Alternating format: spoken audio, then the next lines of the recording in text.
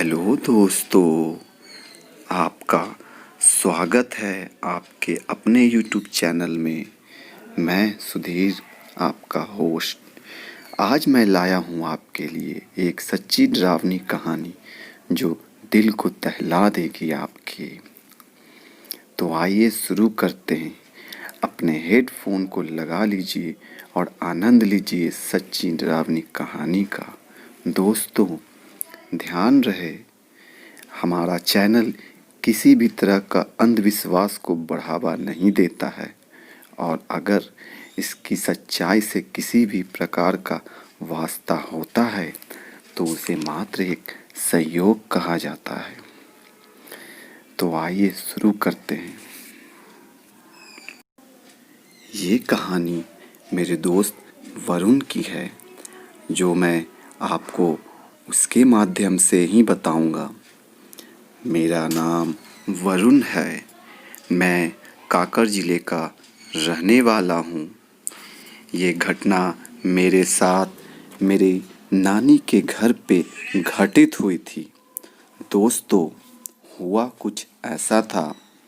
मेरा नानी घर बहुत बड़ा था और आज से 15 साल पहले का घर किस तरह का होता है आप जानते ही होंगे। पहले बिजली की बहुत समस्या रहती थी। तो बात एक रात की है जब बिजली कटी हुई थी और मैं अपने आंगन में चारपाई पे सोया हुआ था। रात के 2 बज रहे थे और मच्छरों की वजह से मेरी नींद बार बार खुल जा रही थी। मुझे प्यास भी लगी हुई थी, तो मैं पानी पीने के लिए नल के पास गया। तभी मुझे लगा कि नल से थोड़ी दूर पर कोई बैठा है। क्योंकि ये मेरे घर का आंगन था, इसलिए मुझे डर ज़्यादा उस वक्त नहीं लगा। मुझे घर का ही कोई व्यक्ति मालूम हो रहा था, मगर कुछ ही देर में मेरी वो नासमझी भी दूर होने वाली थी।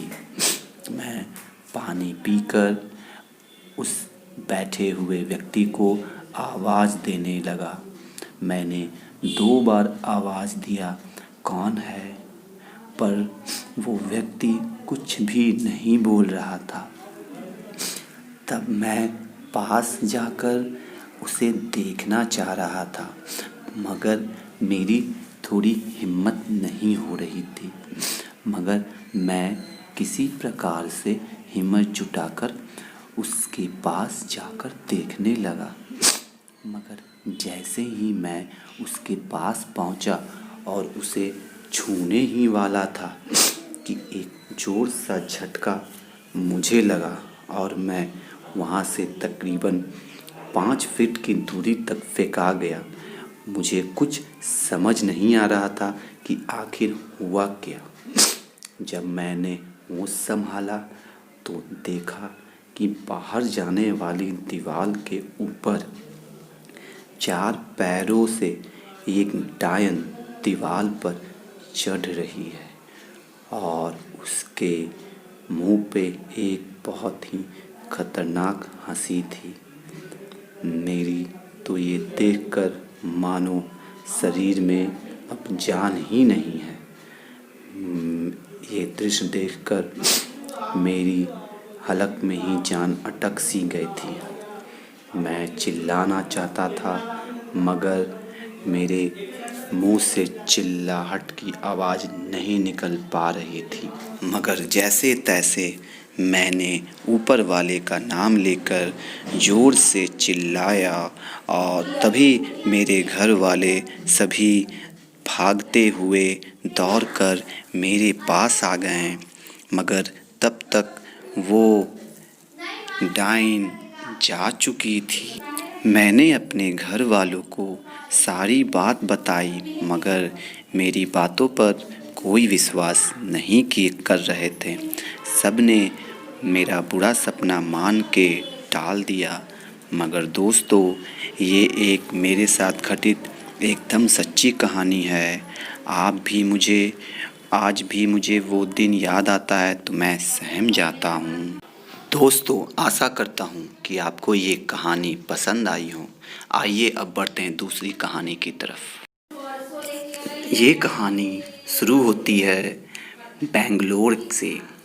मेरा एक दोस्त जिसका नाम उदयन राज था, उसकी ज़ुबानी ये कहानी आप अब सुनेंगे। मैं उदयन राज बेंगलोर में एक बड़ी कंपनी में कार्यरत हूँ। अक्सर मुझे ऑफिस से आने में बहुत रात हो जाती थी। लगभग मुझे आदत सी हो गई थी 11-12 बजे घर आने की, मगर कभी किसी प्रकार की दिक्कत नहीं होती थी। एक दिन की बात है, रात के काम करते करते मुझे रात के 1 बज गए। उस वक्त काम का प्रेशर इतना था कि मैं कश्मकश में था कि मैं घर जाऊं या यहीं बैठ के काम कर लूं। मगर बहुत ज़्यादा थकावट होने के कारण मैंने घर जाना ही सही समझा। रात 1 बजे मैं अपने कंपनी से निकला और बाहर पार्किंग में मैंने अपनी बाइक उठाई और अपने फ्लैट के लिए निकल गया। मैं बता दूं, उस फ्लैट में मैं और मेरा एक दोस्त पुरुषोत्तम रहते थे। मैं अपनी बाइक की रफ्तार 60 और 70 के स्पीड में ही चलाता हूं, क्योंकि रोड बहुत ही अच्छी थी। मैं अपने ऑफिस से निकलकर अपने घर की ओर जा रहा था। रोड एकदम सुनसान था, न आगे कोई था न पीछे कोई था। मगर तभी मेरी नज़र रोड के एक तरफ एक आदमी पे गई। वो आदमी कुछ ज़्यादा ही अजीब था।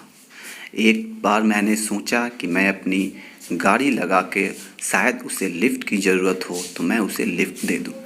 मगर जैसे ही मेरी नज़र उसकी पैरों पे गई, मैंने देखा कि उसका पैर हवा से तकरीबन 4 इंच ऊपर थे।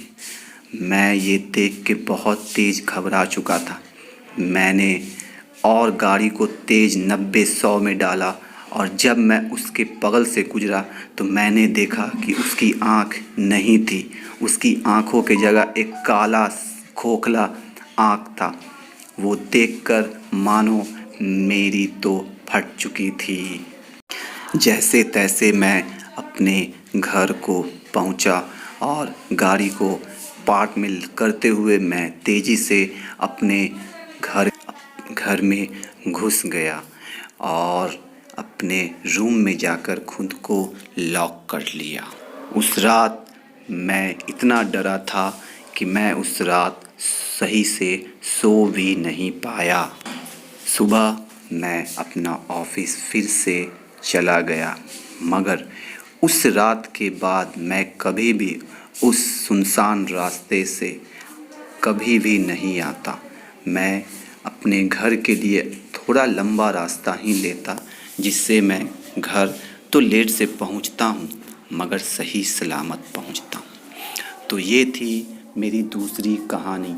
दोस्तों, अगर आपको मेरी ये डरावनी कहानी पसंद है और आगे भी चाहते हैं कि इसी प्रकार की नई नई डरावनी कहानी मुझे आपको प्राप्त होती रहे, तो आप मेरे चैनल को सब्सक्राइब ज़रूर करें। और अगर आप चाहते हैं कि आपकी कहानी मैं अपनी आवाज़ दूं, तो आप मेरे व्हाट्सएप नंबर पे अपनी कहानी को भेज सकते हैं। मेरा व्हाट्सएप नंबर डिस्क्रिप्शन में दिया हुआ है। दोस्तों, आप अपनी कहानी को ऑडियो में भी मुझ तक पहुंचा सकते हैं।